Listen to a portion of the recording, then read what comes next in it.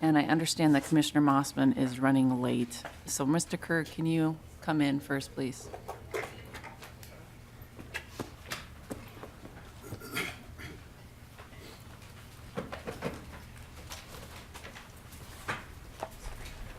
And once we get a quorum, I'm going to interrupt you and get all of our regular business taken care of. But if you could start us off, Mr. Kerr, state your name for the record and who you represent.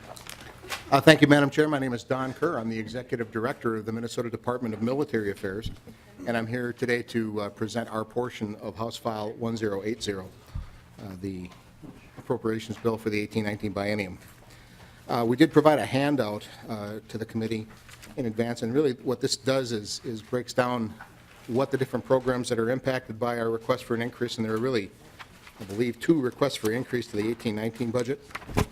The first one that I'll talk about has to do with an increase in the incentives appropriation of $11.536 million for the biennium, and that program funds mostly our state tuition reimbursement program, our state re-enlistment bonus program to a smaller extent, the state medic bonus program to a smaller extent, our state enlistment bonus program to a smaller extent, and a very small extent, our state reclassification bonus program.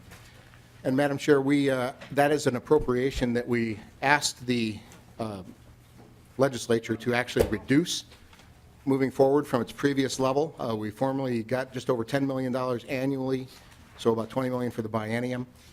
We were forecasting what the use of that was going to be, and we're actually carrying forward quite a healthy balance, and if you'll recall, asked to move $10 million in cash one time from that appropriation or the maintenance appropriation, and then reduce the ongoing appropriation into the future.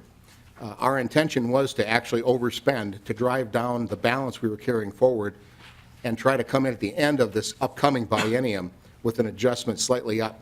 A couple of things changed, though, Madam Chair, that threw our math off, and we are going through that money a lot faster than we originally expected, and are at a situation where instead of bringing it close to zero by the end of the next biennium, are going to bring it to zero here in June of this year. And so there's a separate initiative that we're bringing forward to fix a problem for 17, but are looking at this adjustment for the 18-19 biennium. And Mr. Kerr, I'm going to pause you right there because, first off, let's see, do we have quorum? Not yet. I just wanted to ask you about that piece in particular because I understand that the feds had suspended their tuition program prior to us making the change, and then that resulted in more people utilizing the state version of it. Is that correct? Can you kind of walk us through that piece in particular? Yes, Madam Chair. They didn't actually suspend the program, but they changed the rule set that restricted the eligibility of many of our service members and delayed their eligibility in most cases for up to 3 years, effectively removing them from eligibility for the program. That did put more pressure on our state tuition reimbursement program because we previously required everyone to apply for federal tuition assistance before they applied for the state tuition reimbursement using the federal dollars first, and we don't double pay them. But we lost that opportunity, made a rule change that because no one was being eligible for it, we actually even lifted the requirement to first apply for FTA. We are actually reinstituting our role to first apply for FTA. And Madam Chair, we are operating in a parallel universe here with the feds, trying to put pressure on the Department of the Army and using our CODEL to try to drive a rule change back the other direction that will open that eligibility for our service members back up, that will allow us to push back more money out of FTA and put less pressure on the state tuition reimbursement program in the future. And Mr. Kerr, where are you at in that status, and what would the timeline be if they were to change that? Madam Chair, we could expect a change as early as July. The things that are moving in our favor are their dramatic shift in the pendulum or swing in the pendulum after the election and the new administration taking their seat. We are already getting indicators, even though they don't yet have the authority to do so, that the Army is intending to put a lot of resources toward recruiting and retaining our service members. And this is one of those programs that we think will have funds available to it on the federal side and should not be a big problem convincing the Army to change its eligibility back as part of its overall incentive program.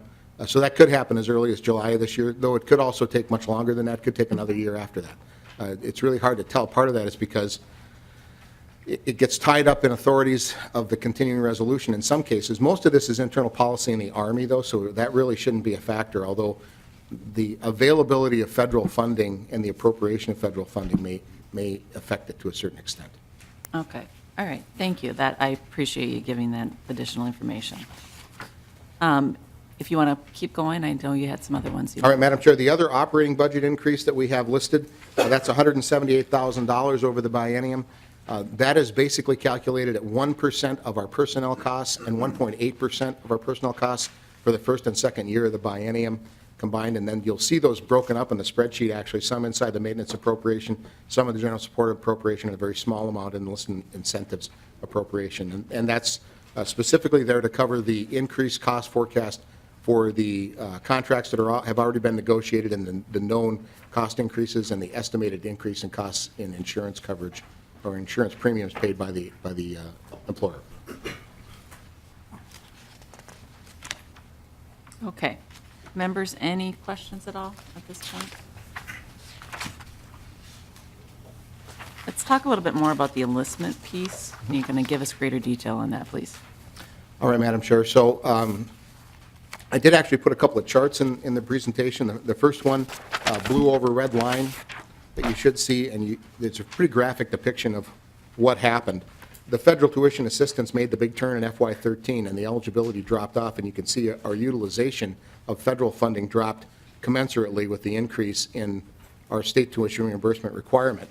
But when you go to the next chart, which should be an orange and blue column, you'll see that as the incentives increases went up, although it's true that FTA decreased, our actual utilization of the state tuition reimbursement program exceeded the diminishment in the FTA availability. So we had a couple of things happen to us. We were forecasting a reduction in the number of our service members that would be going into college, and that forecast was basically tied to a fairly common idea that when the economy improves, fewer people go back to school.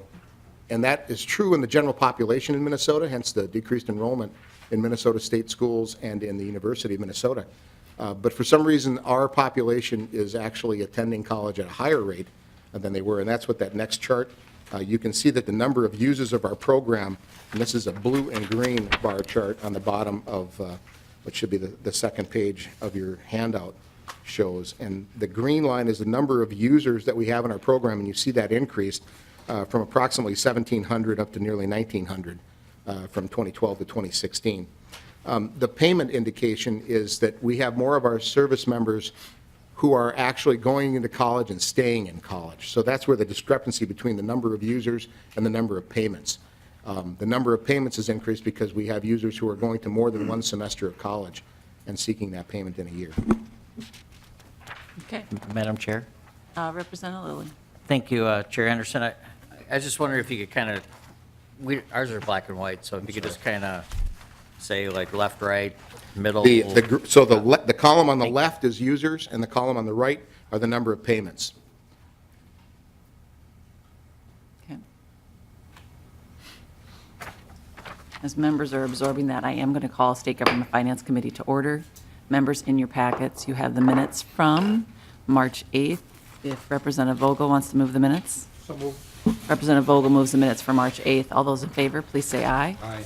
Those opposed, the minutes are adopted. Okay, members, any further questions so we all understand the request from Military Affairs? Representative Green. Thank you, Madam Chair. This is probably going to sound foolish to some of you, but I'm just wondering, you've got, it looks like approximately 3,300 payments. What's the dollar attached to that? Is that, am I missing that?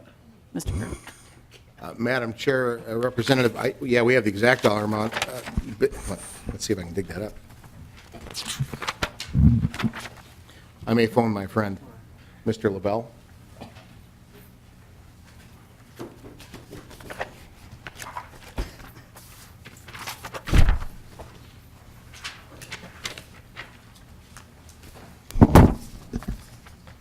Welcome to the committee.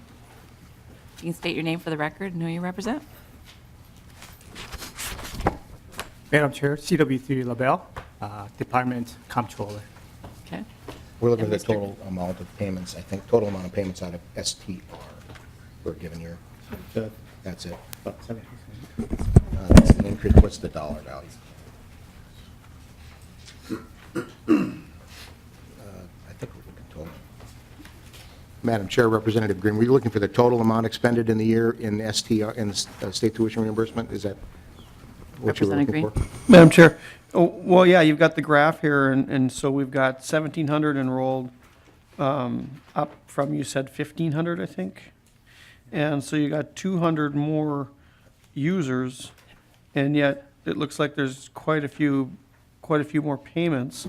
So what is the discrepancy between, or the difference between the 2015 and the 2016 in the way of dollars? Mr. Kerr? Madam Chair, Representative Green, so what happens is, as our soldiers enroll in school, they complete a semester, request their payment, they get paid. If they enroll in a second semester in the same year, the user doesn't get counted again, but he does get another payment. Does that make sense? So if a typical college student were going to school for 2 semesters a year, we would expect the number of payments to be exactly double the number of students. But in some cases, we have service members that only go for a single semester a year or a summer session or something like that. Representative Green? Okay, I guess I get that now, why there was a difference in the bar chart as far as them being equal. But then, if you could, just let me know what the payments were. I guess need to know it right now, but the total number for the dollars in 2016. Madam Chair, we actually have a chart that lays that out, and we'll provide that to the committee if that meets the bill. That would be helpful. Thank Okay. you. Appreciate that. Members, any other questions for Mr. Kerr? Thank you. Thank you very much. All right, next on deck, Mr. Johnson?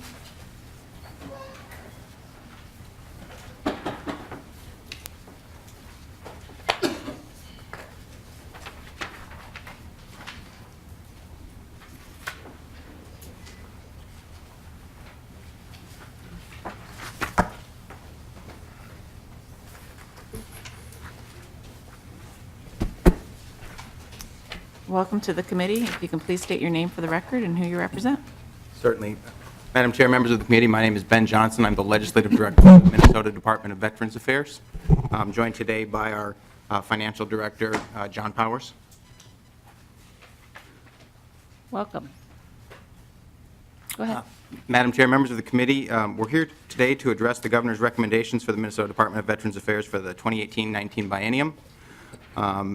I've highlighted the 3 change items in the handout submitted to the committee, items 1, 2, and 3. I'd like to go through those, and I'm happy to answer any questions as we proceed.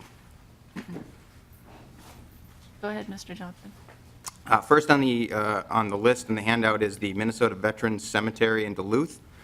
This is a cemetery that was authorized in statute, and we submitted an application for construction to the federal VA, received a grant last fall, and began construction. Expected to open in summer of 2018.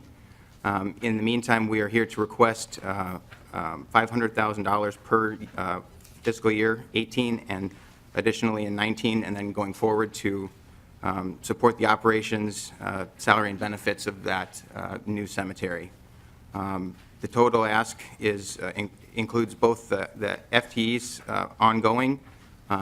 Initially, in 18, we don't expect to have a full contingent of staff as it won't be needed, but we will be using that request to offset costs that aren't covered by the federal grant allocation for the construction and purchase of items needed for the continuing operation.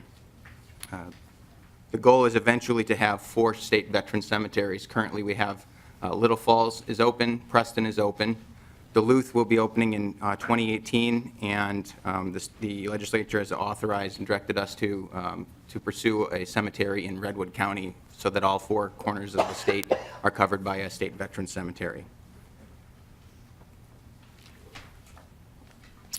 The second item on our list of change items requested is funding for repair and betterment. This is a one-time appropriation, fiscal year 2018, of $2 million. MDVA owns or operates more than 50 buildings statewide. Replacement value is $265 million or thereabouts. State statute suggests a 1% R&B allocation per the replacement value. In working with the governor's office to develop our request, we were advised to, with regards to the best practices, that we do the $2 million to offset expenditures, and hopefully an asset preservation capital investment bill will be forthcoming to address some of our long-term maintenance needs. The challenge that we face with with repair and betterment is that this is the last item on the list, so to speak. When we receive our operating budget, we pay our obligations in the form of daily operations and administration of our 5 state veterans homes. R&B is the last pool of money. So in the past, it has not been a specific line item, but at this juncture, seeing as that we have not received any additional asset preservation funds since fiscal year 2014, we're hoping to include it in the budget request so that we can begin to address some of our highest need repairs. Third item on the list today is the Minnesota GI Bill. This is a program that's been in existence for a number of years. It's in addition to the federal post 9/11 GI Bill. It's a $10,000 lifetime limit for Minnesota veterans and some eligible dependents to access additional monies to complete their college education. In addition to that, the agency has found it beneficial to include apprenticeship and on-the-job training programs in addition to the higher education. So the first portion of this is to expand the OJT and apprenticeship to add an additional fund of $200,000 in fiscal year 2018 and 2019, and then ongoing. This would allow additional, this would more easily align, or more accurately align the OJT and apprenticeship program with the higher education program. Currently, those pursuing OJT and apprenticeship have, the law as written dictates, results in them receiving a smaller amount of money in terms of what's allowed per year. The other portion of this is permissible uses, is an expansion of permitted uses so that veteran students would be able to use Minnesota GI Bill to pay for things like tests, licenses, and certifications. The reason that we've included this and feel that it's important is that at present, the post 9/11 federal benefits allow service members and veterans to use money to pay for these items. However, it results in the use of an entire month's worth of benefit at the federal level. And this is a significant disincentive for veterans because a full month of post 9/11 benefits is a significant chunk of money. It's not a set amount per individual, but would be significantly more than the cost of a test. So we would like to be able to target the value or the amount of a test to continue with a professional career or, for instance, nursing licensure or certification for things such as accounting or whatnot, that we would allow them to take a targeted amount from their lifetime benefit to use to pursue testing. And we estimate that this will be welcomed and utilized. We've seen significant increases in the Minnesota GI Bill as our service members have ramped down and come home to Minnesota and are pursuing education to further their careers. It was addressed by MMB in this committee last week, but if you turn the page over in the handout, you can see a breakdown of the governor's recommendations, including our base requests, and included in the agency change items is the operating adjustment that Commissioner Franz addressed, and this is something that was recommended to us in sort of consult with the governor's office in understanding the costs associated with upcoming changes in salary and benefits per the collective bargaining agreements that are in place. So if you look at the right-hand side, for programs and services, we're looking at a change in the base funding of about 4.26%. Just over 3% of that is for the funding for the Duluth Cemetery. 0.92% of that is the operating adjustment request. And then the repair and betterment portion of the ask is about 0.3%. Follow that column down, Veterans Healthcare is looking at about a 3.3% change in base funding.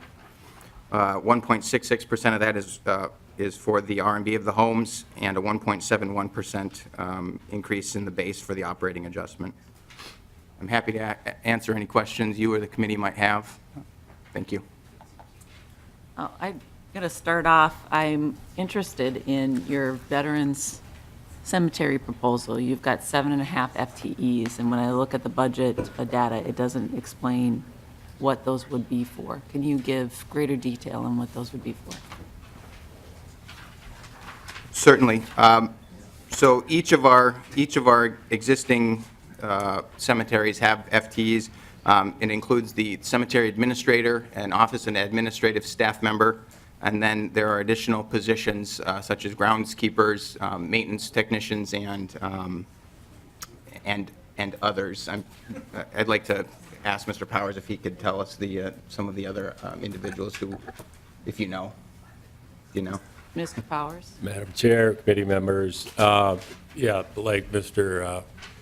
Ben said here, it's primarily, mowers, people that upkeep the place, and excavate, prepare the crypts and whatnot for burials. Okay, here's what would be helpful for us. I would like you to provide me an itemization of the 7.5 FTEs and what they would do, what their hours of work requirement are for each of those individuals, and then what you expect the cost for each one of those FTEs to be, okay? And then I'd also like it for the other facilities, for Little Falls, for Preston, and then, of course, this Duluth one, okay? We'll provide you that, Madam Chair. And then, members, I would also like, well, and we've got some questions. I'll go to that first. Representative Johnson.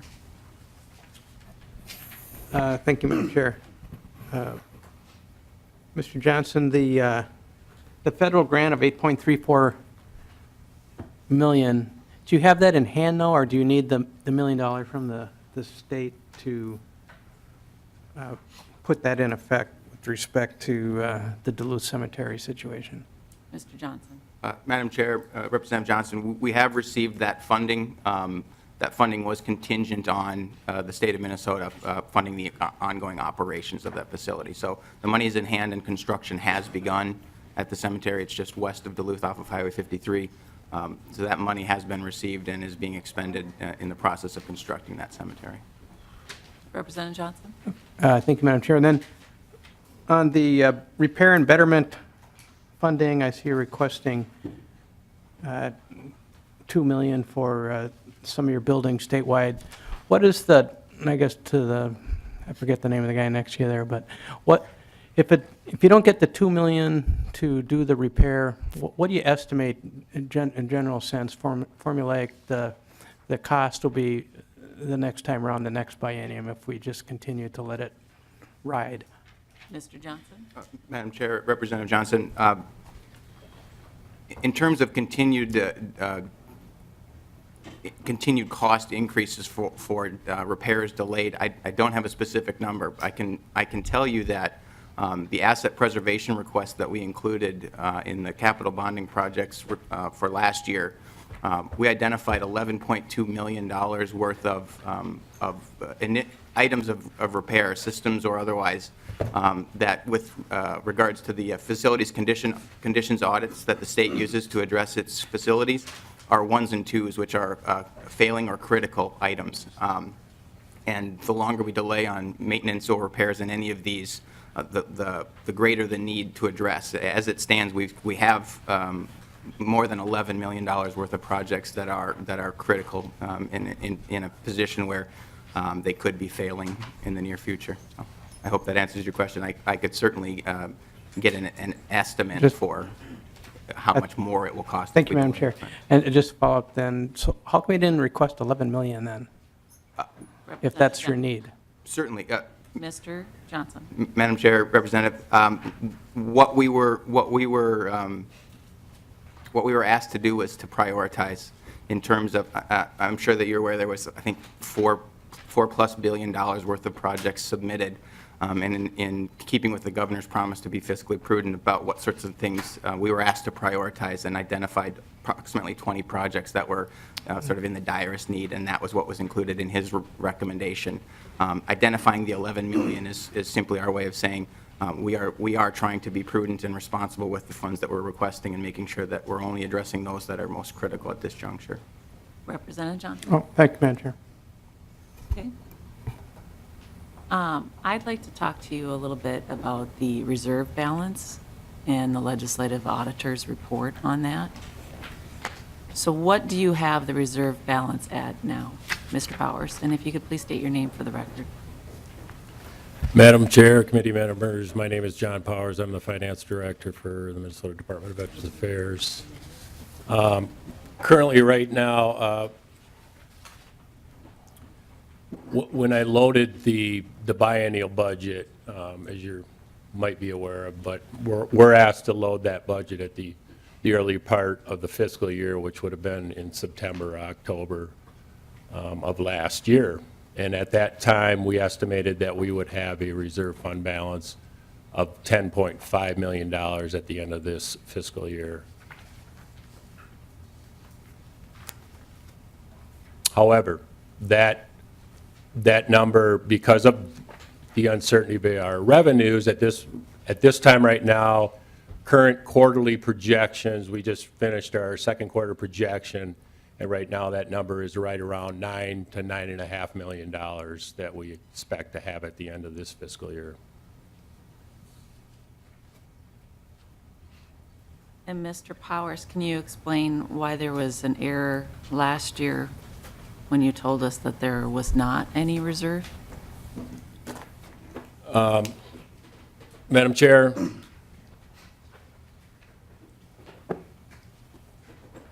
part of the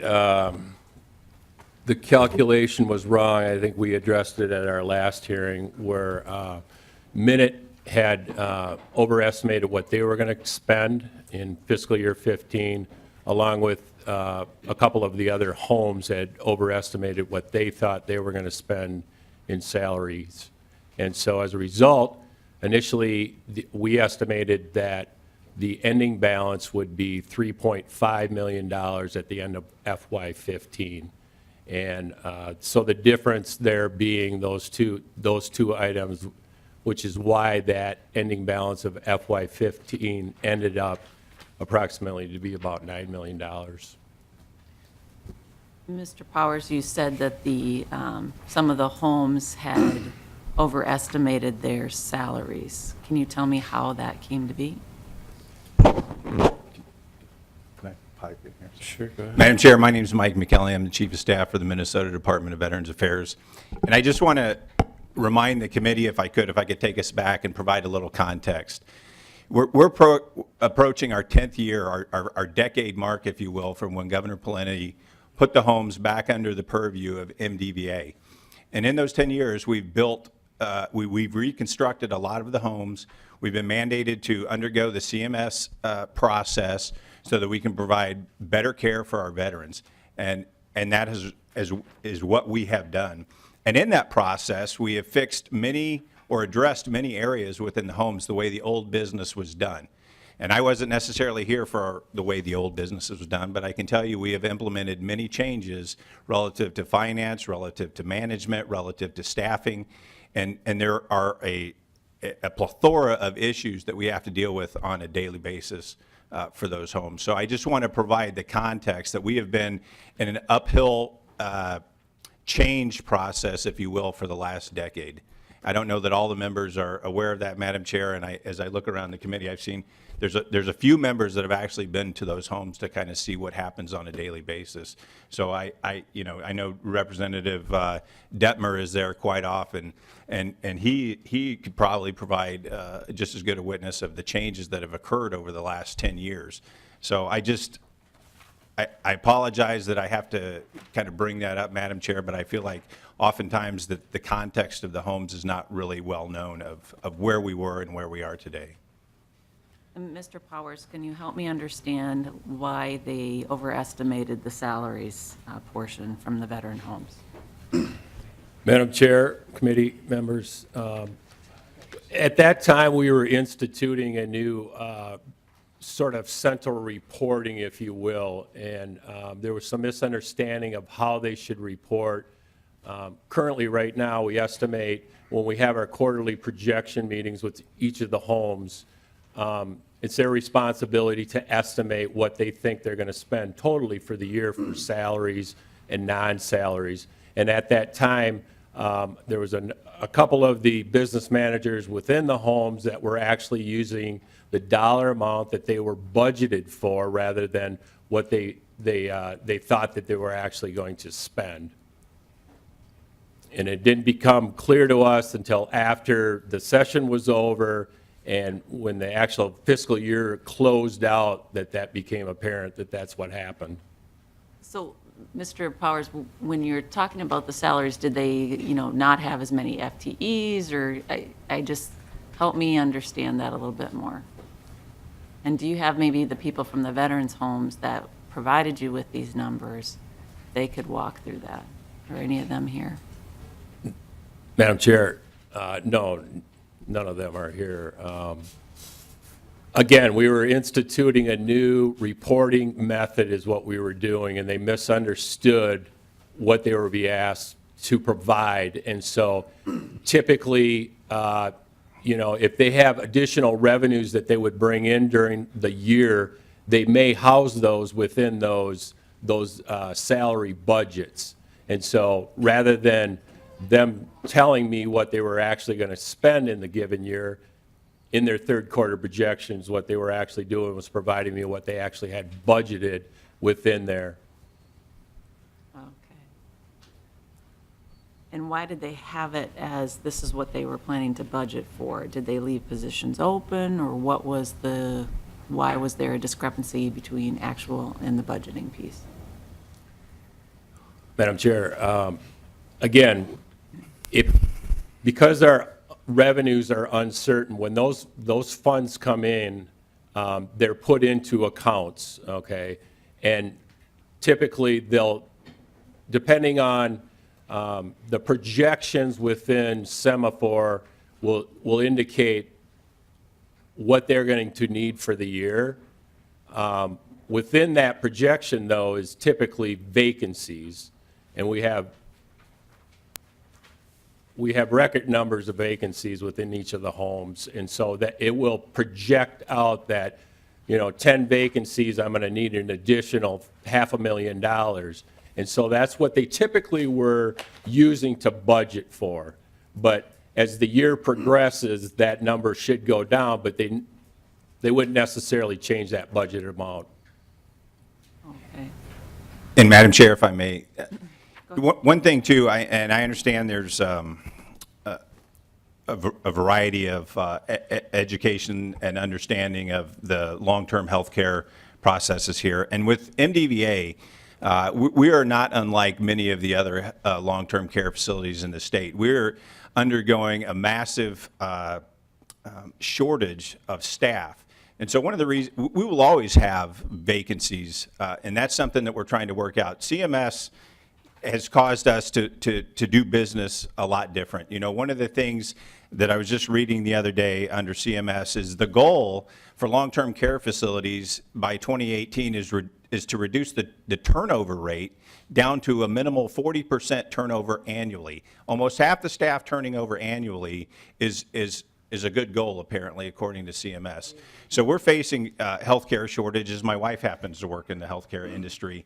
And frankly, I can tell you, there is more demand than there are supply, as you probably well know. And these healthcare providers can actually walk around with their resignations on their devices so that if one day they walk into a home or a facility or a hospital and they don't want to work there anymore, they can just hit the send button and they can go across the street and get another job. So that's one of the challenges we face. It's a shortage across the state, across the nation, and we know we have areas to work on. But when we talk about staffing, that's something that the commissioner has been working very hard to address, and our new deputy commissioner, Doug Hughes, is also here. We're required, the standard that exists out there is a 5-star rating, and what that really does is it measures a couple of categories, one of which is staffing.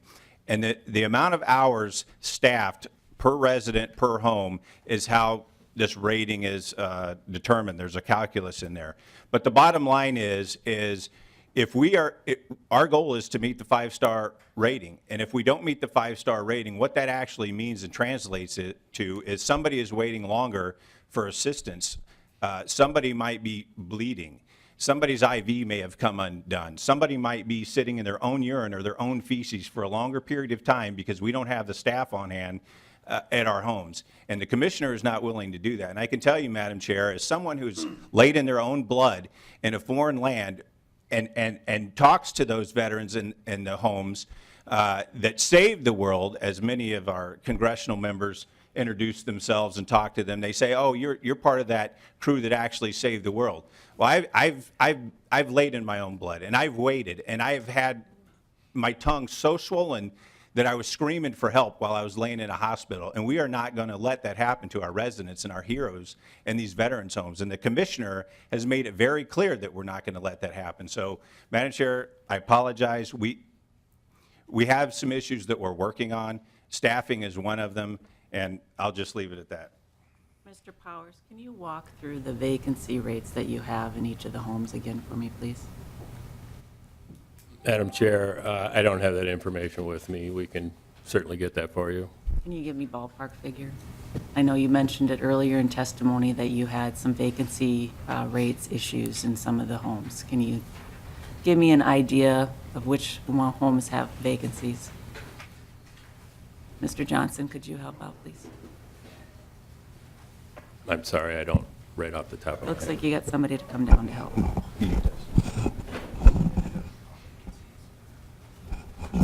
Okay. My name is Douglas Hughes, Deputy Commissioner Healthcare, MDVA, Madam Chair, Representatives. We approximately have 10 to 15% of shortages, which does a few different things. It causes, as Mr. McKelvey pointed out, the wait times, that sort of thing. But what it also causes is mandation and overtime. So if you have an employee who is, we don't have that employee in that position, what causes it is that you ask for volunteers for overtime, which is time and a half at least, or you mandate, which is saying you must stay, you can't go home, you will work another shift. And so that's one of the causes of our high overtime and our high salary costs. For example, up in Silver Bay, we have approximately 22 HSTs or certified nurse assistant openings. We have a number of RN and LPN openings. So depending on the home, you know, it can be great, which is causing us a lot of problems. Okay. I think it would just be helpful if you can provide that data to us for each of the homes. It would be good for us to take a review of that. And I think at a later time, we will have the legislative auditor to come over and review. His report is of concern to me, especially when it comes to the reserve amount and the fact that we were told that you guys didn't have any reserve. The exact words were, had exhausted your reserves, and then we still found out later on that there was over $9 million in reserves. And very frustrating from a legislative perspective when on the day that we're on the House floor with the state government finance bill, we get this urgent request for more funds, which in effect were not needed at all. And I think that's a disservice to our veterans and to the people of Minnesota. We do have, Representative Nash has a question, and then after that, we are going to delay the rest of review till a later date when we'll have the legislative auditor come in and talk about some of these issues. Representative Nash. Thank you, Madam Chair, and I got $2 for anybody who guesses where I'm going to go. Mr. Powers, you'd said something along the lines of a discrepancy with your minute spend. Can you detail that for us again? Because when we were here last time, you didn't have a lot of information. You said you were going to go back and get some more information, and I'm hoping that you brought it with you. Mr. Powers? Madam Chair, if I Or may. Anyone. Mr. McKelly? Again, I just want to provide some context again, because I know we've had Minute in here testifying before your committee as well. And so as I talk about this transition that we've been under for the last, roughly decade now, one of the things that I find interesting, and I'm not an acquisition and mergers attorney or any of that, but from what I understand, what is supposed to occur with acquisitions and mergers, there's some kind of calculus that tells you you're going to have some money left over to do some things to actually merge. And one of the things that MDVA was benefited from was a one-time $100,000 appropriation to combine our IT services within the 5 state veterans homes and the organization the programs and services.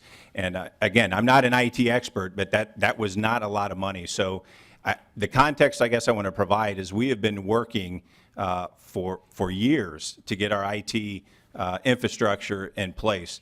And so as we talk and deal with Minute and IT, we've got more projects in the hopper than that they can handle. They don't have the capacity to do them all. And so I just want that context to kind of be understood, and then I'll turn it over to John. Mr. Powers? Madam Chair, Representative Nash. This was another process during that time. Mind you, Minute was consolidating at that time too, and the actual communication and reporting and the information that I was getting at that time indicated that in that third quarter of FY15, they were going to spend an additional $2 million between that time and the end of the year, and that didn't occur for whatever reason. Mr. McKellen, and he actually pointed out that we did receive additional funding, I believe in FY12 or 13, to upgrade our infrastructure. And so there's an appropriation that sits over on the Minute side that our Minute staff uses to make improvements to our areas. But we have both that and then what they actually charge us. So they could be using that. They could have thought that it was that they were going to use the funds that were being retained in their account rather than what they were going to actually charge us. At this point right now, I can't tell you, it's over 2 years ago exactly what happened. Since then, though, I can tell you that we meet on a regular basis to go over what they think they're going to spend during any given year. And it's difficult, too, to actually determine that, not knowing what they can get done in any given year. For instance, last year, actually at the beginning of this year, they had over $2 million worth of projects on the books that we needed to get done, and talking it through with them, realistically speaking, they thought they'd maybe be able to get $1 million worth of projects done. And so it's difficult at that time, even at the beginning of the year, to know what they're actually going to get done. Representative Nash? Thank you, Madam Chair. And when you were here last, we had asked for this information. You said you would go back and try to work it out, and when you came back, you would have it for us. And were you able to go back and do any of that, or? Because I thought that was a takeaway that you were going to get back to us on. Mr. Powers? Madam Chair. Madam Chair, we provided you a letter on February 8th of 2017, kind of going through what I thought were all the questions that you had. I don't know, Representative Nash, if you got an opportunity to read that. Well, Maybe you could walk through that, Mr. Powers, so that we can see if it's covered all the questions that Representative Nash has. Madam Chair, committee members, the first question you had was, why do we make a transfer to the governor's office, and how is that calculated? And that's an interagency agreement. The total contribution was $16,500. Contributions are based on a number of factors, including the size of the agency, time spent on agency-related issues, federal dollars received, and previous contributions. What was the transfer to MMB for Better Government Initiative? Maybe what you could do is on the question of the minute piece, Mr. Powers.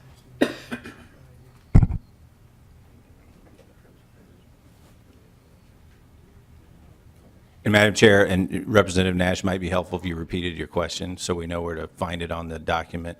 Well, in your. Representative Madam Nash. Chair, thank you. In your opening testimony, just a few seconds ago, you talked about that there was a discrepancy with minute.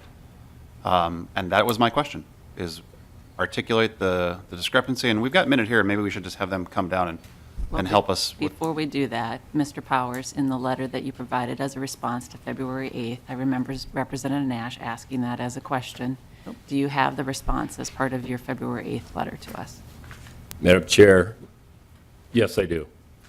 The answer, your question, what was the discrepancy or dollar amount that Minute said they were going to spend before the end of the year? And I stated, I misunderstood the question that you asked me, Madam Chair, at the time of the hearing when I replied it was $5.3 million.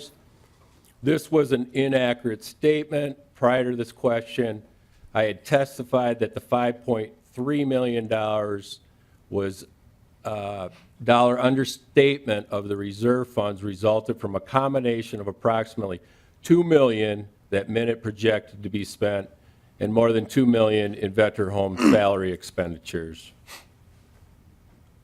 Representative Nash. Well, maybe we could just get Minute to come down and help clarify, because I'm still not sure. You referenced this discrepancy, and you said that it was something that you should have paid, you should have gotten, or you didn't get, and I'm just trying to figure out, based on your testimony, what are we talking about still?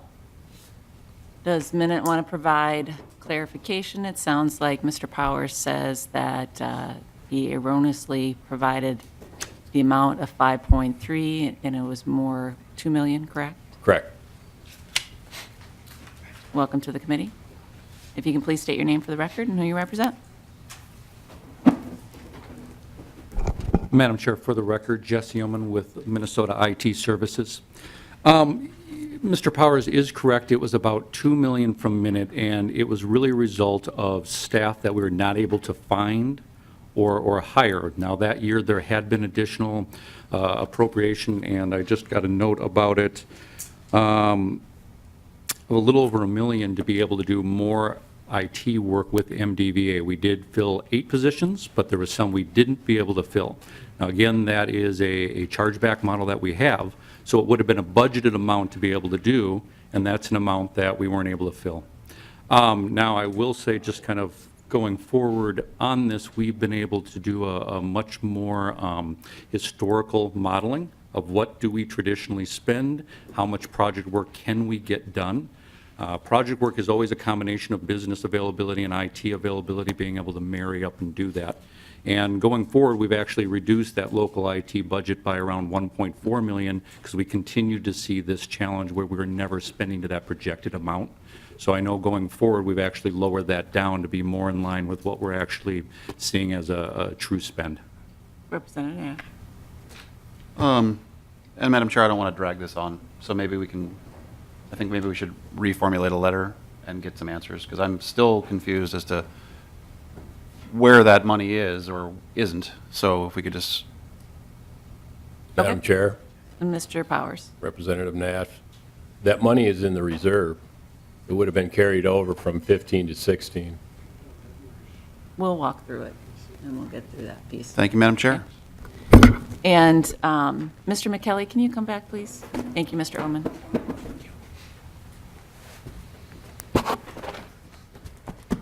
You provided in your explanation or your background that you provided, you've talked about that this has been a transition, a 10-year transition. Can you tell me the timeline of completing the transition for this whole process? Have you mapped that out? Do you have an end date of where this will no longer be a decade-long transition and it'll be complete?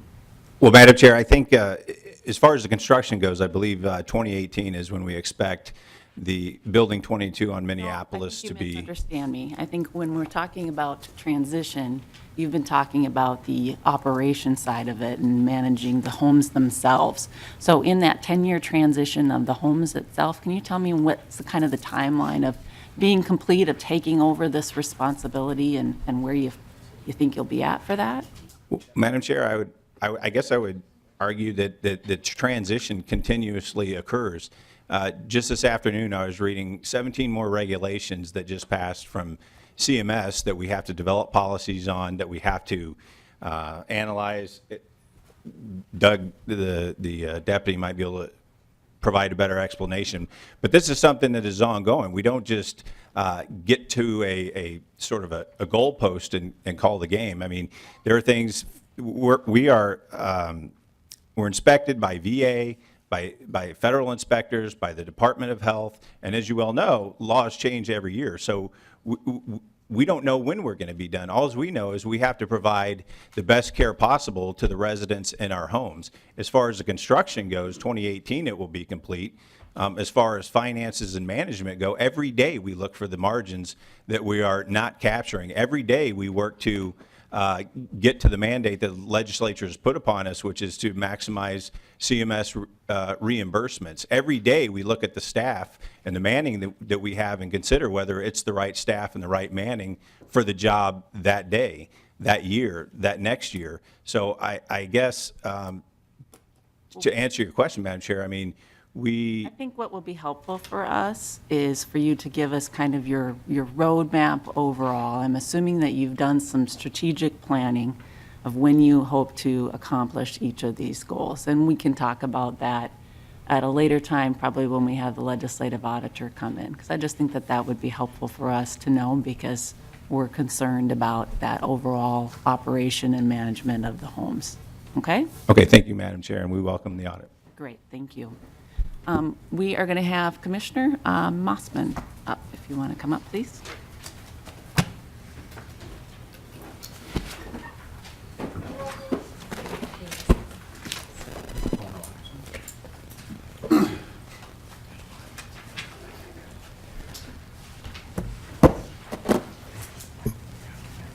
Welcome to the committee. I owe you a telephone call. I'll get to it. Thank you, Madam Chair. No worries. Good afternoon, Madam Chair and members. Matt Mossman, Commissioner of Administration. Thank you for the opportunity to be here this afternoon and present Governor Dayton's budget recommendations for the Department of Administration.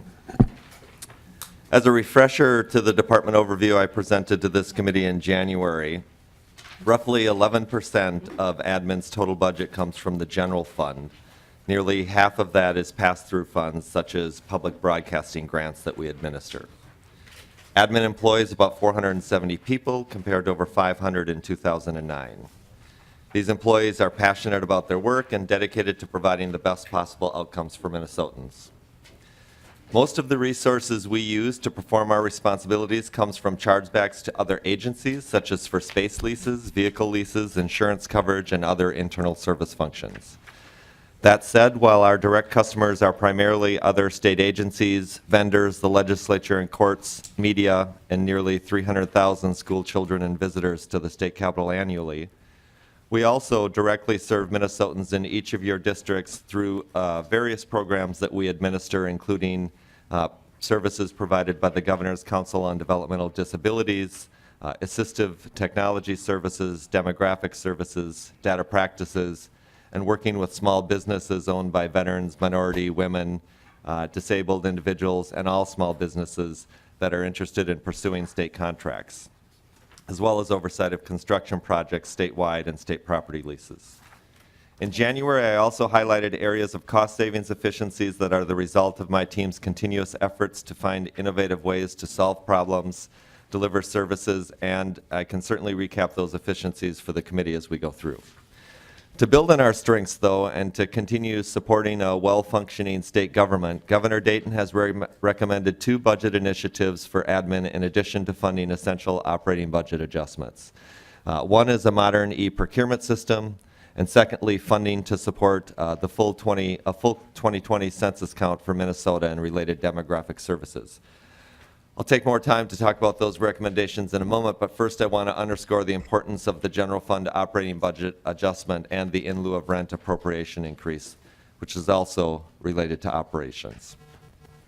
To perform admin statutory responsibilities, we compete with other employers for work talent, We are expected to continuously innovate and maintain modern, intuitive technologies used by our vendors, parkers, business customers, and others. And we're expected to secure, protect, and properly use vendor, employee, and citizen data. Costs for worker talent, pension and benefits, rent, utilities, technology, and other operations increase over time, and those costs have been increasing. Skilled tradespeople in particular is just one example of where we have difficulty attracting and retaining talent because we are not at competitive salaries with the private sector. The ongoing general fund operation budget adjustment of $847,000 a year is needed to continue a variety of functions, including protecting taxpayers' interests through our oversight of state contracts in ways that result in negotiated contract savings, reduce the state's financial risk, promote equity, minimize state litigation, and ensure best value. Just over the past 2 years alone, our staff has helped to negotiate $32 million in cost avoidance by negotiating lower prices with vendors.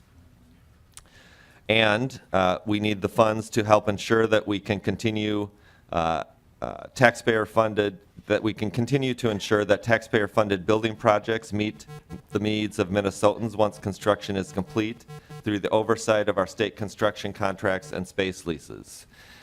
And we need to use the resources to complete the work performed by our team to restore, I should say the work of that team has helped to restore the historic masterpiece across the street, to provide rapid and cleanup and repairs to the building that we're in right now after extensive water damage occurred this summer.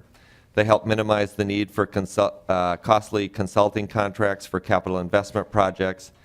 And our construction and real estate team has partnered with the Department of Veterans Affairs to create a place of honor where veterans in southeastern Minnesota could be laid to rest in the Minnesota State Veterans Cemetery in Preston. Operating cost adjustments are also important so that we can retain already diminished data practices, assistance to state agencies, the media, and Minnesotans statewide, as well as demographic services, continuous improvement leadership, just to name a few functions that are supported by our general fund operations. I believe that failing to fund the governor's budget recommendations will result in state government that is less efficient, less transparent, and less accessible to small businesses wanting to compete for state contracts. Let me give a few quick examples of how efficiency could be impacted by inadequate funding. You all may recall that in 2014, Minnesota had a fairly harsh winter. It depleted, of all things important to Minnesota, road salt stores used by the Department of Transportation as well as local governments in your communities across the state.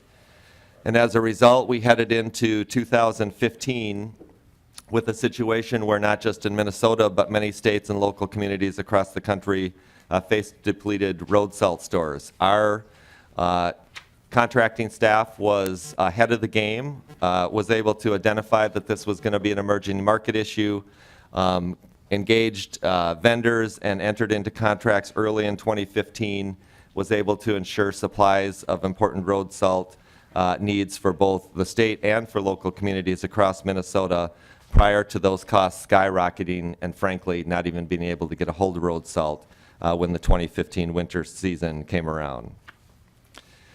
We also have been effective at leading energy conservation building projects that help us avoid about $2 million in utility costs annually across the campus, and an internal financial consolidation that we prioritized over the last couple of years has been able to convert parts of 33 different people's positions, or the equivalent of about 13 FTE, into a more effective team of 11 people centrally located to provide financial services.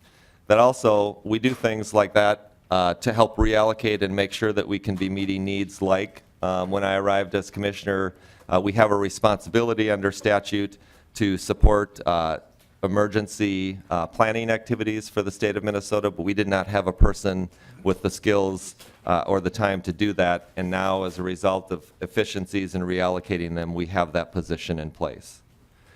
The same is true, Madam Chair and members, for the in lieu of rent appropriation. The in lieu of rent appropriation is used to pay operating costs of the capital The legislative office space in this building and space assigned to veterans organizations and services for the blind across the Capitol complex. The $1.2 million annual increase for in lieu of rent will allow admin staff to continue to ensure that after you leave at night that your offices will be clean and that the buildings and grounds will be welcoming for your constituents again tomorrow. They will complete routine repairs and maintain vital public space on the Capitol grounds and help continue to bring clean energy to state buildings and avoid costs by reducing energy consumption and waste.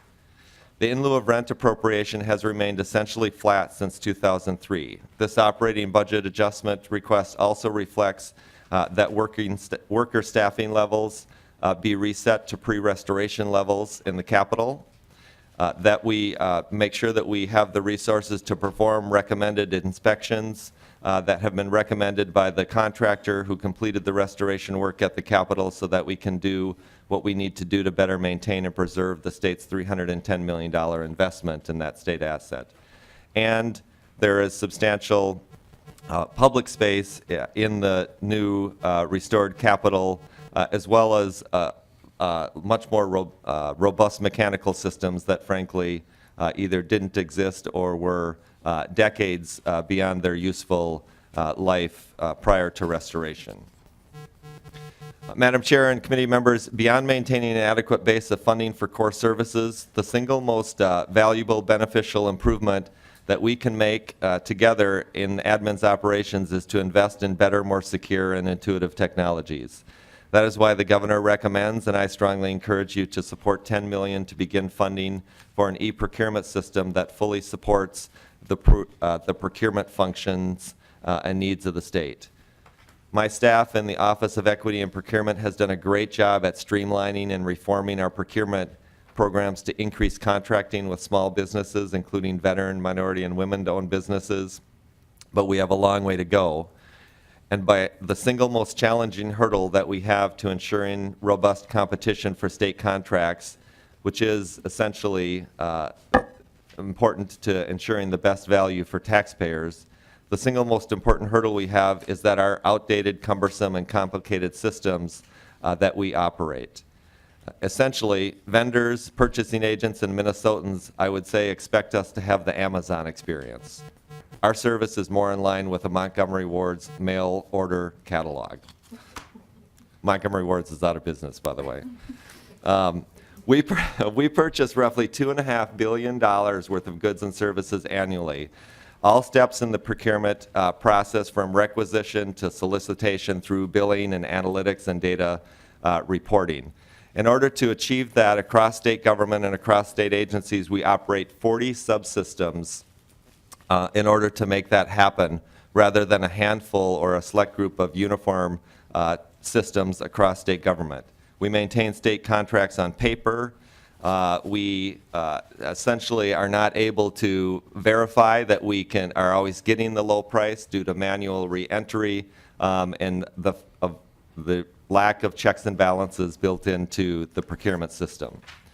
There's 5 key benefits that would come from implementing a modern e-procurement system. One is improved contract compliance and controlling maverick spend. And by maverick spend, what we mean is what you have to do right now is we put contracts in place. If you are able to search and find the correct state contract to purchase off of, you call the vendor, get a quote for a product. Hopefully the vendor gives you the correct and negotiated low price that we've negotiated, and then you manually enter that price that you're going to pay for the product into the accounting system. If you happen to enter the wrong price, there's no check or balance in the system to make sure you're actually getting the negotiated low price that we've set. Another area of benefits would certainly be transactional benefits by automating routed approval processes, reducing people time, minimizing manual entry errors, and building in verification steps. A third area of benefit would be lower contract prices by being better able to leverage volume purchasing. We would improve management information, resulting in more useful, more accurate data, greater transparency, and being able to anticipate and resolve problems more quickly. And we would improve payment mechanisms by benefiting the vendors who use our systems, especially small businesses who have less cash flow, and allowing the state to take better advantage of prompt payment discounts. All of these changes would make the state a better business partner with our vendors. With additional funding, we would ultimately deploy a modern electronic marketplace, creating an intuitive self-service shopping option for agencies and local governments that would greatly improve the overall procurement effort and would be more like an Amazon experience. Finally, Madam Chair and members, the fourth recommendation is funding to support the 2020 census. The 2020 census is nearly upon us. Work by the experts who do that at the federal and state level is already underway. Traditionally, the Department of Administration has received an additional appropriation to provide access, to help ensure access to Minnesota-specific data sources and technical assistance to the Census Bureau. We have heard that Washington is not currently funding the census request at the desired level, which makes it all the more important, I believe, for Minnesota to make sure, relative to other states, we do everything that we possibly can to maximize our count. You all, I'm sure, are aware, but we have a number of important things on the line that are contingent upon our census count. One is retaining our congressional representation at the current levels. A second is, of course, that there is about $40 billion of federal money that is distributed based on census data each year. The governor's recommendations, Madam Chair and members, are prudent and focus on the priority needs of my agency, for which additional resources are needed in order to meet the needs and expectations of Minnesotans. I strongly encourage you to fund the governor's budget recommendations for the Department of Administration, and I'm happy to answer any questions. Thank you, Commissioner. Representative Vogel.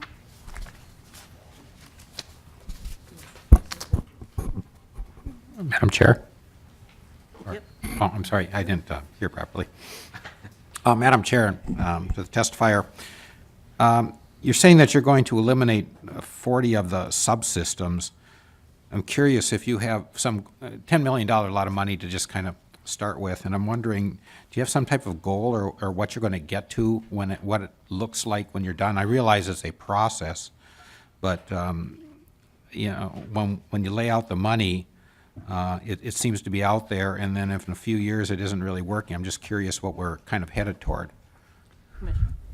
Madam Chair, Representative Vogel, I appreciate the question. Just to put in context, I want to start with remembering that we buy about $2.5 billion worth of goods and services a year. So even a fraction of that, 1%, is $25 million.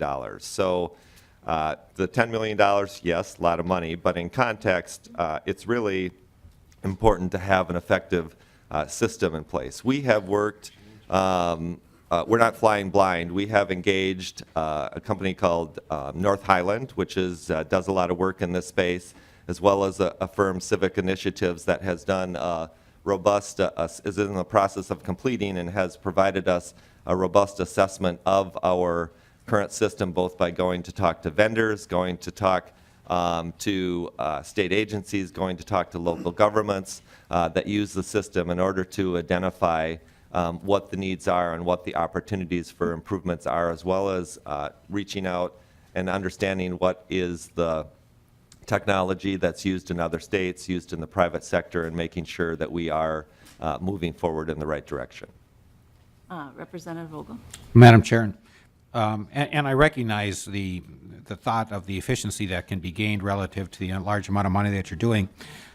I guess what I'm wondering is, you know, how we're going to get there along the way, and knowing that it's making the progress it should. You know, what is it?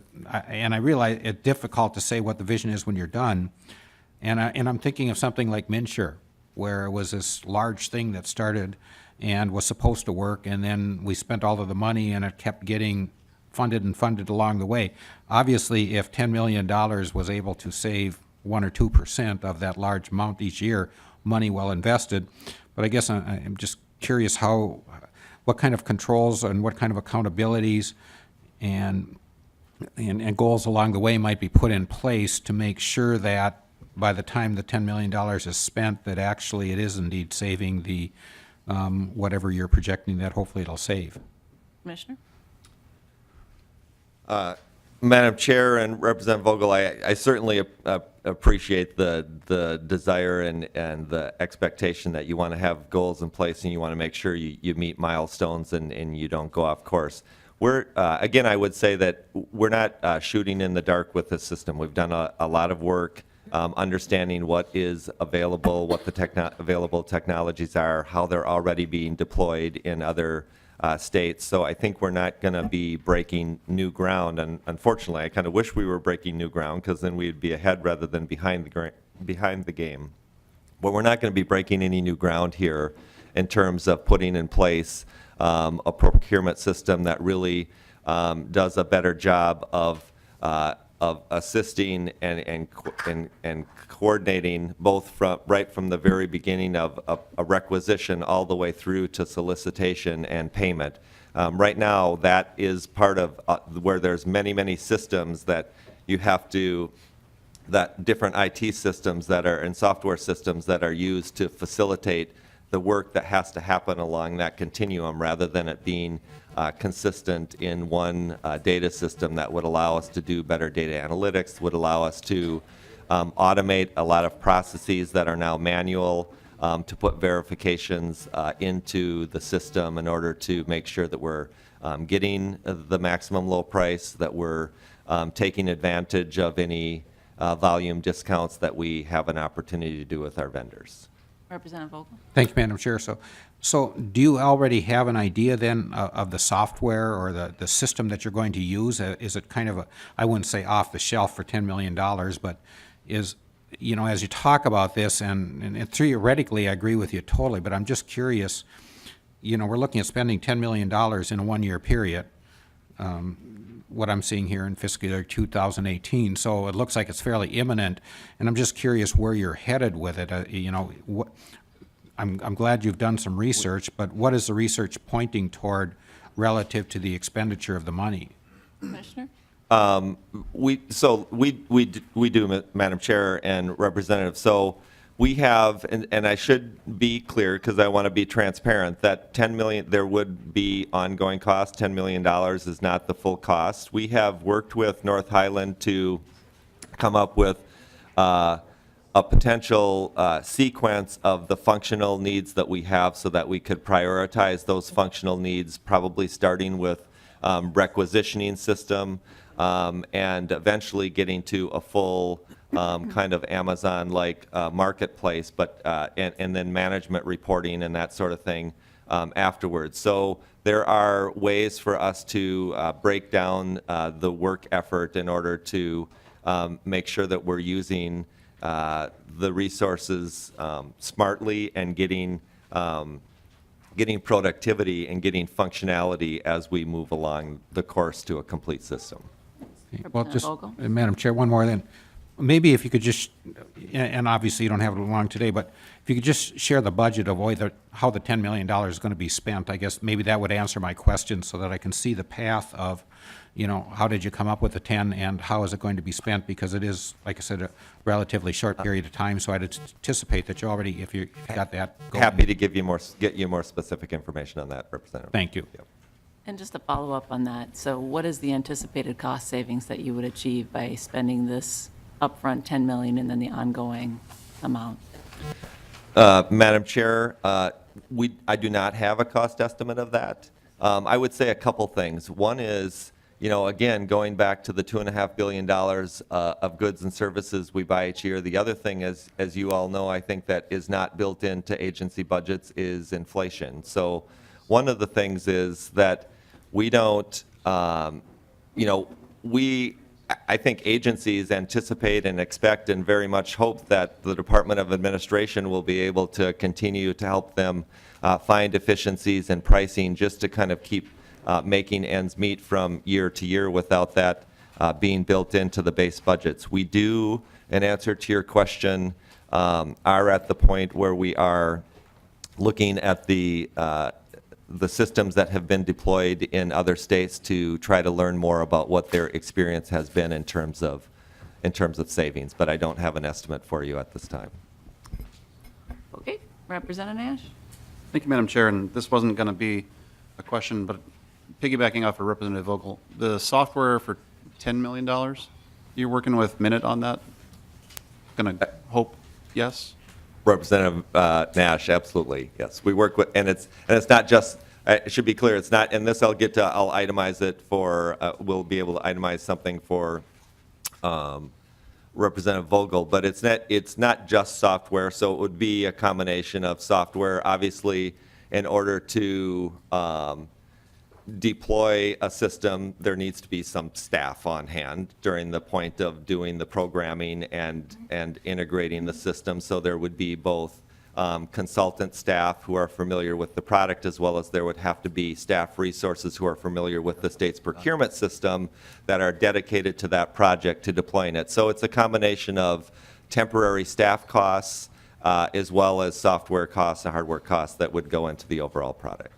Representative Nash. And Madam Chair, Commissioner, you're putting new software in, and you've got a list of things that you're going to be decommissioning as well, right? And the savings that we're going to accrue with that is Commissioner?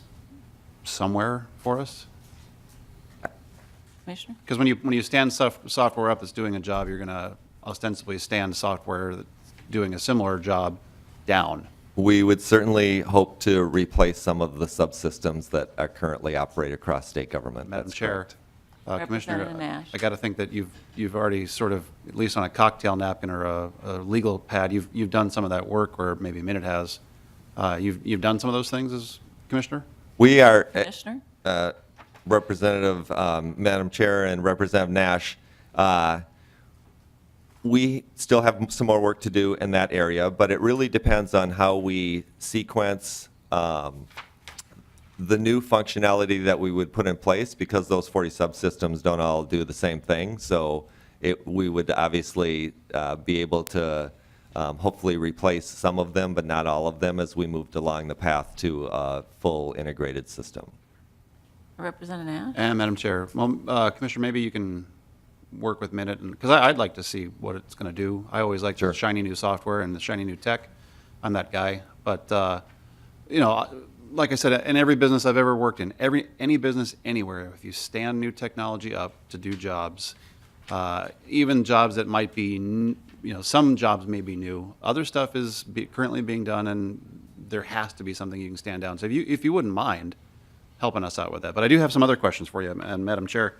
Commissioner, you talk about your increase in fuel costs. I'm really curious, how do you, because I don't know, not a gotcha question, but how do you acquire fuel? Because I know there's places like the St. Cloud Fuel Bank. Do you make bulk purchases at a set price for fuel, or how do you handle that over the course of the year? Commissioner?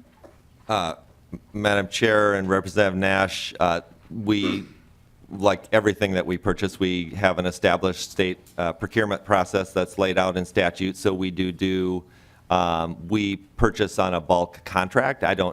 So it really, probably our different agencies do it differently. I would anticipate that DNR and DOT purchases off that contract for some bulk purchases, but what we do is we solicit for a bulk purchase contract for fuel at as low as price as we can possibly get.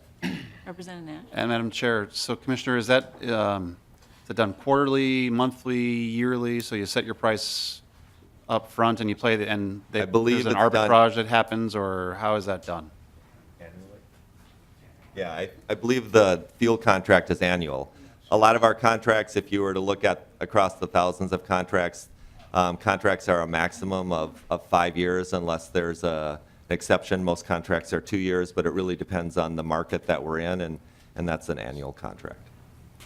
Madam Chair, Representative Nash? and I know that fuel is kind of a volatile thing, so it's tough that certainly I would love to lock in a 5-year price. You can't always. Sometimes you might lose, but If we lock in at the right 5-year price. yeah. Yeah. Well, Commissioner, could you get us maybe a historical fuel spend, just because we all love numbers here, that's why we're on State Gov.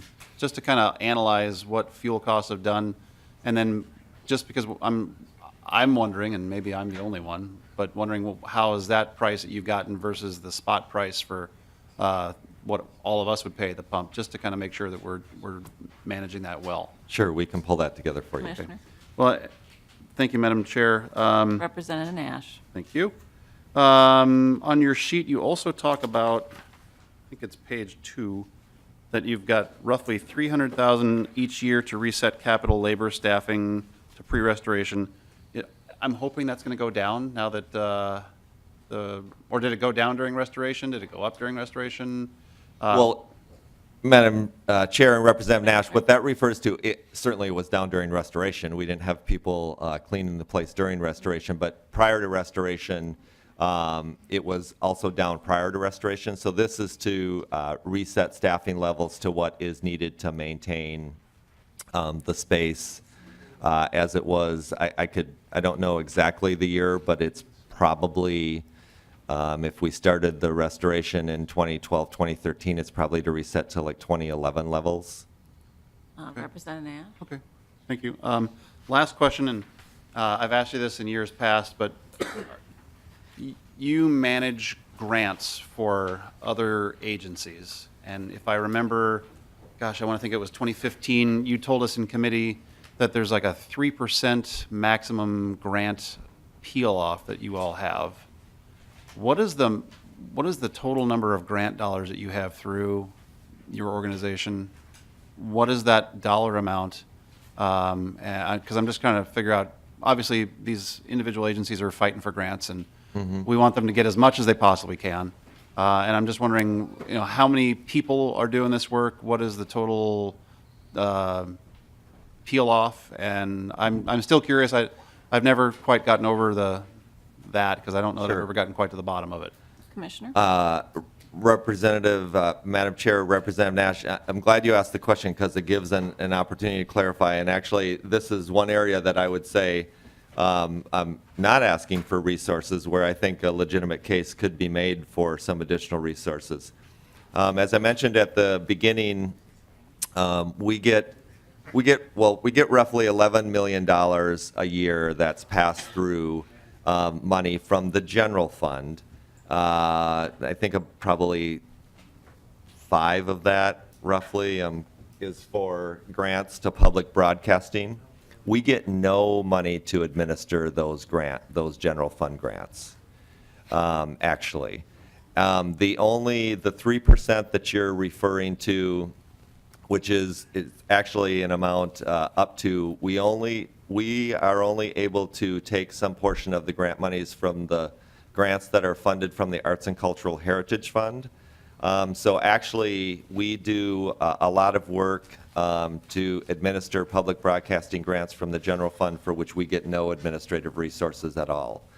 The other thing that I would clarify is in reference to the work with other agencies, because the Department of Administration is home to the Office of Grants Management.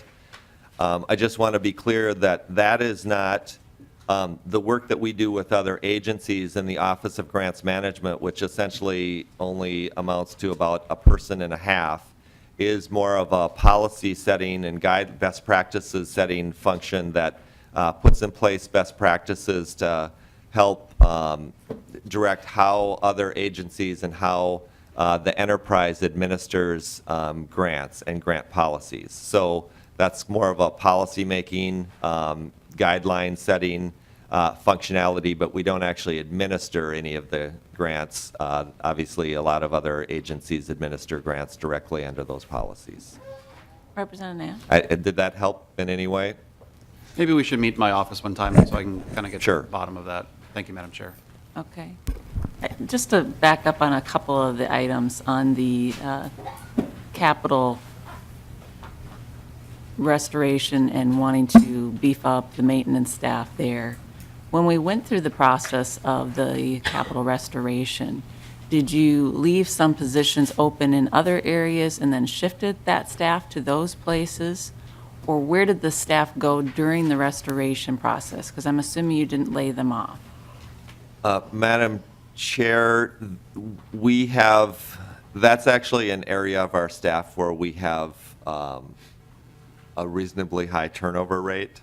So we didn't obviously need those positions during so we didn't lay anybody off. We did move people to, if they were, we either moved people to other locations, and through attrition, we didn't have the positions for cleaning the space. So why would you need additional funds when you've already gotten that budgeted I mean, it's, part of the capital anyway. Why would you need additional funds because you've already gotten those FTEs baked into the base? And so actually, they're not baked into the base, Madam Chair. In 2000, as a result of, so coming off the last decade of budget cuts and lean budgets, in 2011, I believe it was, we eliminated a total of 20 positions in our maintenance staff across the Capitol complex, many of which were positions in the Capitol itself. And so I think that those positions are, bringing those positions back is very important to making sure that with the public space, with the newly restored space, that we can maintain it at an adequate level. And Commissioner, how many FTEs did you add over the 2013-2014 biennium? Add where? Sorry, in maintenance staff? Just overall. Or overall? Yeah.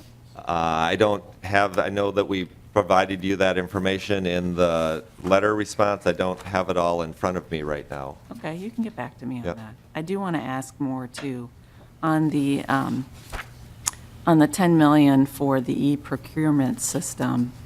If you haven't identified that this is going to be a cost savings from that perspective, why would we, it's got to have some cost savings to it. And I can't imagine that that hasn't been part of the conversation at all and what that would be. Because I'm assuming if you're going to go to an e-procurement system, as you've described it, it's meant to make things more efficient. So you would have some cost savings, both from a staffing perspective as well as just general operational finance standpoint too. So can you get us those numbers? I can. And what I would add to that, though, is, I think an important thing in terms of talking about improvements and efficiencies is also to recognize that much like if you were investing in a product line in the private sector, there's always also an expectation of value and improved service. So some of the investment is going to reflect in having a better system for our vendors. So take, for example, that we have staff that oftentimes have to spend much of their day being on the phone with vendors, helping them navigate the complexity of the current website and the current registration system just to register so that they can potentially bid on state contracts. So this system, vendors shouldn't have to do that. Vendors should be able to go online, go to the website, find an intuitive system, and have a higher value system that enables them to self-initiate without a lot of questions and complexity, both the registration process so that they can identify themselves as a potential vendor with us, as well as submitting their responses to contracts as well, contract bids. Okay. And then last before, and I know Representative Johnson has some questions too, but I did want to ask you too, on the lease information. So the different agencies are all paying more. Can you talk to me about that? And I see the document that you provided to us, but can you talk a little bit more about that, please? Yeah, Madam Chair, there's some important history there. The agencies are paying an average of about 3.4% more across the agencies. It varies building by building. There was, again, during an important part of this is during the lean times of the last decade, there was an effort to keep rates from going up across the campus, and so to have a net zero. So what that meant is if some building was costly to administer, the rates for one building might have gone up, and they might have been forced to be artificially lowered in another building. So what I inherited was a situation where the rates for individual buildings did not actually reflect what the costs for those buildings are. So we have been going through a process of putting in place a more appropriate business practice where we're looking at individual buildings, the costs associated with individual buildings, the debt service, the maintenance needs of individual buildings, and setting rates that reflect what is going on in individual buildings. And as a result, some rates are going down, some rates are going up, and the average increase is 3.4% across the campus. And Commissioner, which ones are going down? Can you just give me one?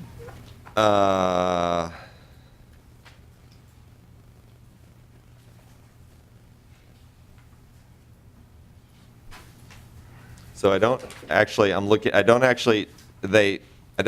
that any are, so I apologize. I don't actually know that any are going down from 17-18 to 18-19.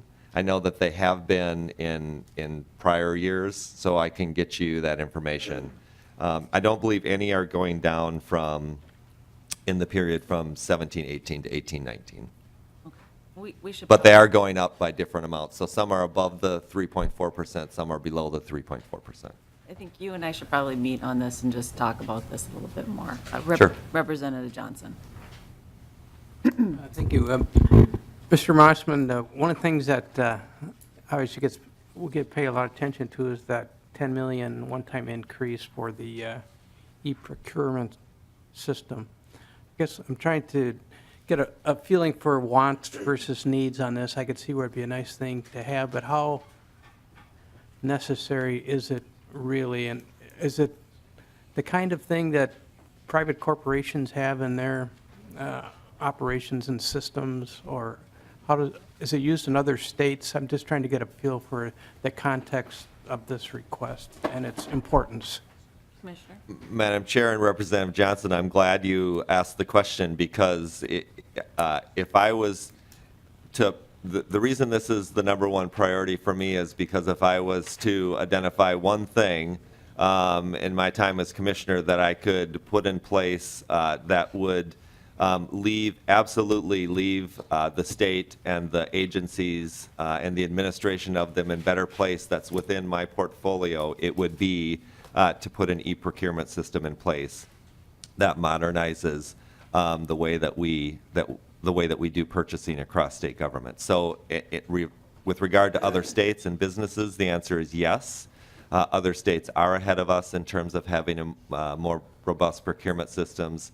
And certainly, I don't think that you would go to a Fortune 500 company and see nearly the amount of hard paper that is part of the procurement process as you have with the state of Minnesota. Representative Johnson? I think, Madam Chair, I guess I can understand what you're saying. I mean, we like to complain, or a lot of people like to complain about inefficiency of the government and how we're not providing the services necessary. And I think even the speaker's looking at some initiatives to make the government services more efficient and effective.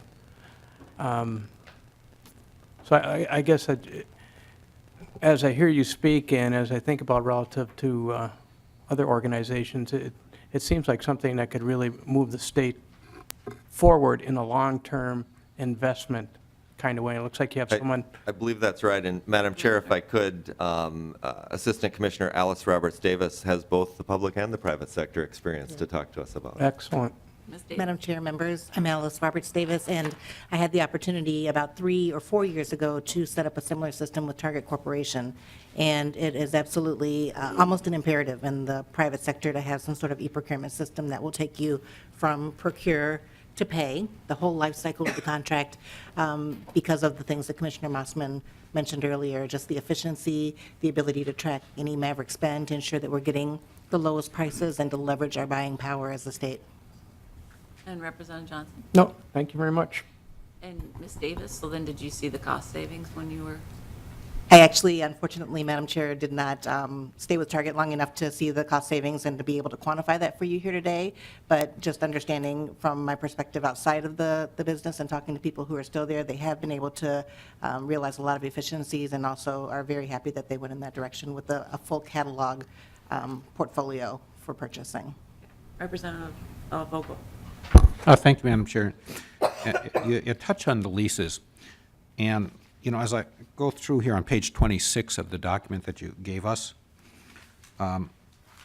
noted that the ones that are more expensive are the ones with debt service, which would make sense, running anywhere from $30 to $35 up to almost, well, just 10 cents under $50 for the new Senate office building. So when we're making our comparisons and assuming that most of the other properties that we're comparing to relative to the cost of operating generally is in that, 18 to 22, probably net of taxes. I understand that they're probably paying $5 to $7 a square foot for taxes, but none of them more than 30. What I'm wondering is if a lot of these others, if they had similar debt to the private sector, if indeed that would be driving the price of that rent up. And what I'm getting at here is if we're operating as efficiently as we can, because if we're getting rent estimates or, whatever we call this, of $16 to $25 without any debt service, and the private sector is renting the same with debt service, are we spending more on operations and so forth than the private sector? I'm wondering if you looked at that, or do you understand what I'm getting at? I think so. Madam Chair and Representative Vogel, we keep pretty close tabs and actually have our own pretty broad set of comparison points because we both obviously own property in St. Paul, and we also lease quite a bit of property in downtown St. Paul for state agencies such as Deed, Housing Finance, a number of other agencies that are in downtown St. Paul in lease space. So we have both, obviously it's a cost and quality comparison. So we, I believe, do compare pretty favorably.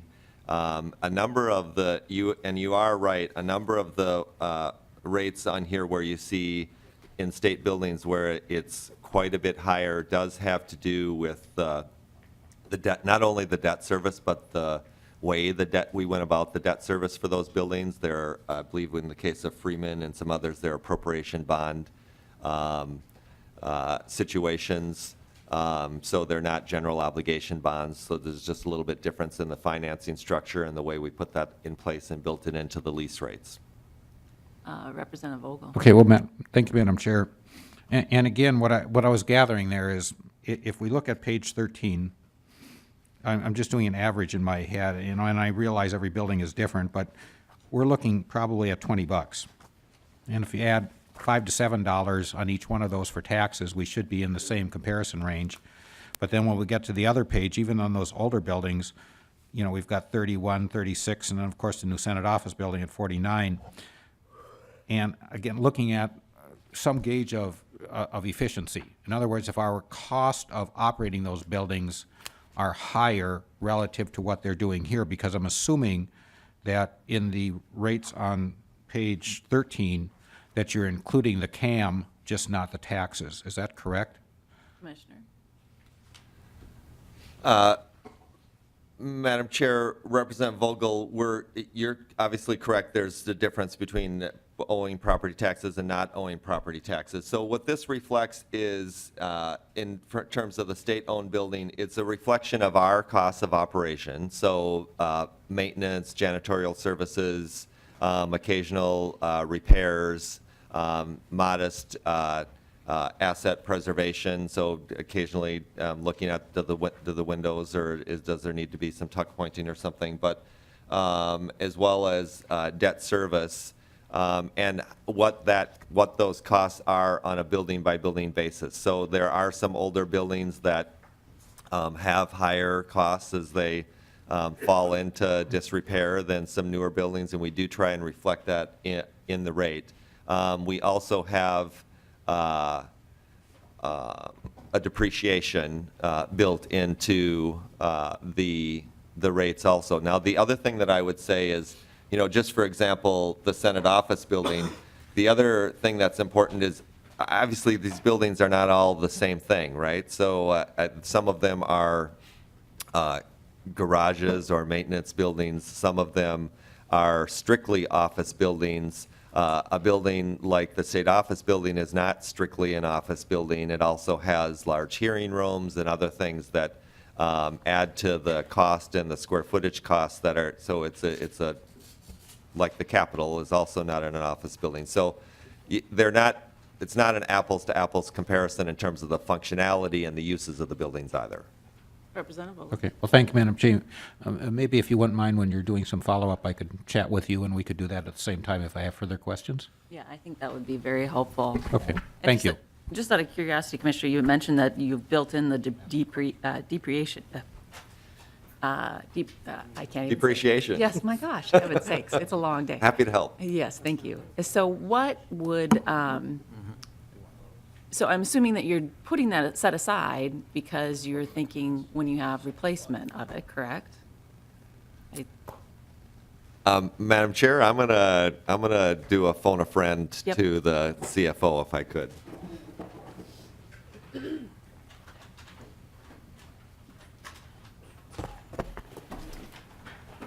Welcome to the committee. Thank you, Madam Chair, members of the committee. Micah Intermill, CFO with the Department of Administration. So, yes, when we collect the depreciation, 50% of it stays with the Department of Administration for facility repair and replacement costs, and then 50% goes back to MMB, to the general fund. Okay, I've never seen us actually use the 50% repair and replacement money towards buildings. Can you tell me where it goes? Sure, Madam Chair, we certainly do use it. I think the important thing is that there's a difference between eventually systems get beyond their useful life. So it's not, the amount we set aside is not nearly, it's not a replacement value concept. So we put aside, so we use the facilities repair and replacement account for things like, I think some of the recent projects are upgrading the fire security systems in some buildings so that the technology fits with what the fire department needs, and the systems, those systems will work functionally well. Or it could be repairs to leaking windows, or a roof that is leaking or something like that. But eventually buildings like this building, the Centennial Office Building, some others, just age out and need total refurbishment. And so it doesn't, it's not intended to be a sinking fund at that level. Commissioner, how much do we have in the R&R account? Madam Chair and members, I would have to check. I believe it's $11 million. Okay. Okay. All right. That's it for me. Anybody else? Representative Lilly and then Representative Green. Representative Lilly, you first. Right. Unless you want Representative Green first, then you No, can collect. Fine. Madam Chair, I don't need wrapping up comments or anything. Madam Chair and Commissioner, I just want to thank you on the Capitol, just how great that's turned out. It's really quite a neat project. The only problem I've noticed, though, in the tunnel, I saw Representative Quam kind of going around and around and around. He couldn't quite figure out where the tunnel was, but maybe he could put some directional markers for the people from Rochester area. But no, it really has turned out great, and people, just the comments have been top-notch on the Capitol and how they've really loved the how that's turned out, and it seems like it was on time, on budget, everything, but I guess I haven't, other than Yes just- to both of those. Okay, Thank good. you. So I have a question. You know, a lot of times we hear up here to run things like a business, and I hadn't even thought about fuel and all those things, but I know a Minnesota company that bought a refinery. They use a lot of fuel, and I wonder if you've considered buying a refinery to answer some of Representative Nash's questions, because maybe you could buy down your cost if you want to buy a refinery, because I know it worked for a company that I'm familiar with. And it's not that far of a stretch, actually, in a way. You know, a lot of municipalities have liquor stores and power companies, municipal power. But anyways, I just wanted to throw that out. I imagine the answer is no, but I do know we're often encouraged to run things like a business, and some businesses do buy their own power. Commissioner? Madam Chair and Representative, thank you. We are a large employer. I don't think we buy that much fuel to own a refinery.